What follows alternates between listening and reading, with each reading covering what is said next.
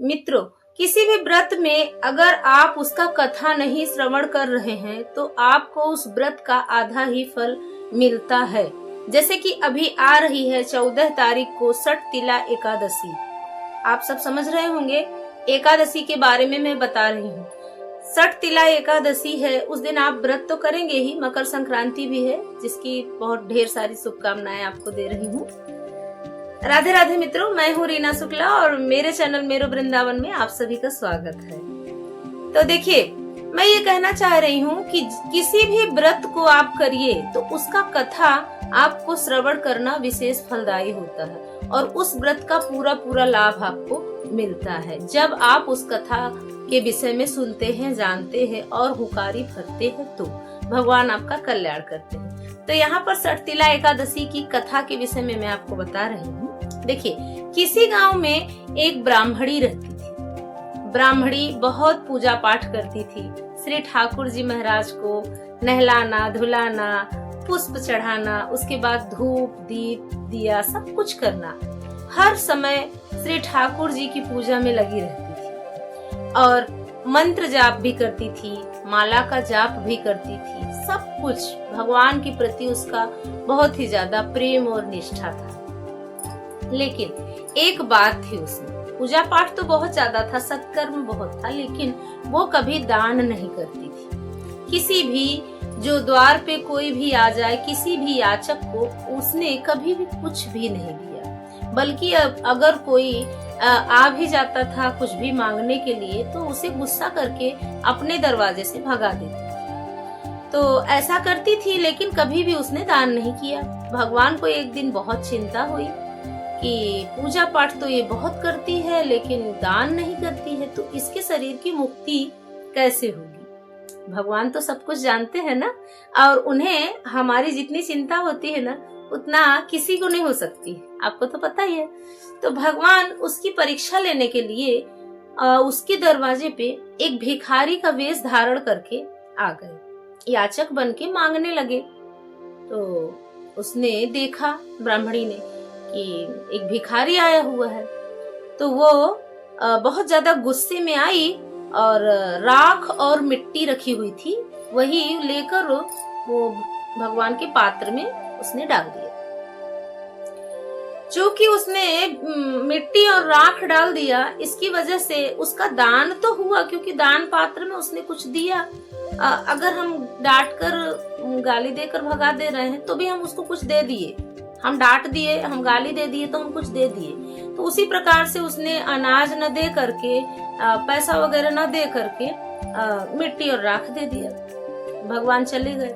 तो दान होने की वजह से उसकी मुक्ति तो हो गई। जब मुक्ति हो गई तो वो भगवान की इतनी ज्यादा भक्त थी, पूजा पाठ इतना ज्यादा करती थी, इस कारण से उसे वैकुंठ का निवास मिला। वो वैकुंठ गई, भगवान के लोक को चली गई, क्योंकि भगवान को बहुत मानती थी। बस दान से उसको थोड़ा चिढ़न थी, वो दान नहीं करती थी कभी भी। उसने आजीवन, पूरे जीवन में कभी भी दान नहीं किया था। तो राख और मिट्टी जो उसने दान किया था भगवान के पात्र में, तो वहां पे गई तो उसे एक सोने का महल मिला। अब चूंकि वैकुंठ है तो उसे सोने का महल मिलेगा ही रहने के लिए। सोने का महल मिला। जब वो अंदर गई तो उसने देखा कि उस महल में कुछ भी नहीं है, बिल्कुल खाली है। खाने पीने की कोई वस्तुएं नहीं है, सोने बैठने की कोई वस्तुएं नहीं है, आराम करने की कोई चीजें नहीं, मतलब कुछ भी नहीं। इसीलिए कहा जाता है ना कि जीवन में दान करना चाहिए। तो वो कथा आगे सुनिए, बहुत ही अच्छी कथा है ये। तो कुछ भी नहीं था, तो बहुत दुखी हुई ब्राह्मण, और वो गई श्री हरि विष्णु भगवान के पास गई और बोली, हे प्रभु, हे ठाकुर जी, हे परमेश्वर, मैंने तो आपकी इतनी पूजा की, इतनी भक्ति की, आपके प्रति इतनी निष्ठा रखी, और आपने क्या किया कि मुझे यहाँ, मैं जब से आई हूँ, मुझे खाने पीने के लिए कोई वस्तु नहीं मिल रही, कुछ भी नहीं मिल रहा, कोई चीज नहीं मेरे पास। सोने का महल लेकर मैं क्या करूंगी। तब भगवान बोले कि आपने पूजा पाठ इतना ज्यादा किया, आपने भक्ति इतनी ज्यादा की, उसी के फलस्वरूप तो आपको वैकुंठ का निवास मिला है। वो उसी पूजा का प्रतिफल है ये। लेकिन तुमने कभी भी किसी को भी दान नहीं दिया, कुछ भी दान नहीं दिया। तो जब दान किया ही नहीं है तो फिर मिलेगा क्या? तो दान करना इसीलिए बहुत जरूरी है। 60 तिला एकादशी में दान करने का बहुत महत्व इसीलिए बताया गया है। तो ठाकुर जी ने कहा कि जो यहाँ की वैकुंठ की जो देवियां हैं उनसे मिलिए और उनसे अभी आने वाली है 60 तिला एकादशी, उसके बारे में उसकी कथा सुनिए और जैसा भी वो लोग बताएं वैसा नियम करिए, तो आपके जीवन के जो कष्ट हैं वो दूर हो जाएंगे। तो वो गई देवियों से जब मिली तो देवियों ने उन्हें बताया कि दान को किस प्रकार करना है। तो 6 प्रकार से उन्होंने 60 तिल का प्रयोग बताया। तिल को दान किया गया और भी अन्य वस्तुएं दान की, हवन किया, पूजा पाठ सब कुछ किया, जिसकी वजह से उनकी ये जो जीवन में अभाव था, खाने की पीने की वस्तुएं नहीं थी, वो सब उनके जीवन में अनायास ही मिल गई।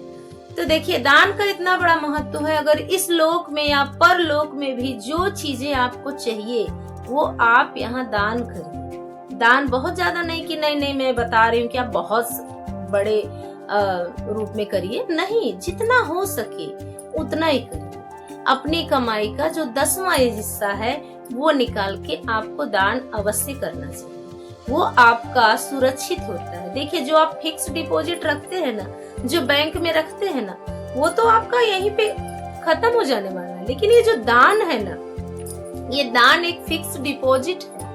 आप फिक्स कर रहे हो पैसों को और आप जब जाओगे परलोक में तो वहाँ अनन्य प्रकार की चीजें आपको मिलने वाली है। जिस चीज की चाहत है उन चीजों को दान करें। तो 60 तिला एकादशी में दान का विशेष महत्व बताया गया है और इस साल तो 60 तिला एकादशी मकर संक्रांति के दिन पड़ रही है, जो कि महा दुर्लभ संयोग बना हुआ है। इस बार जो भी आप दान करेंगे उसका करोड़ों गुना फल मिलने वाला है, अक्षय हो जाने वाला है। अक्षय मतलब कभी न मिटने वाला, कभी उसका क्षय नहीं होने वाला, कभी उसका नष्ट नहीं होने वाला, उसका फल आपको मिलने ही वाला है। तो इस मकर संक्रांति और 60 तिला एकादशी पे आप जरूर दान करिएगा। तिल दान, गुड़ दान, ये सब मैंने आपको पहले वाली वीडियो में बताया ही है। तो मिलती हूँ नेक्स्ट वीडियो में, तब तक के लिए राधे राधे।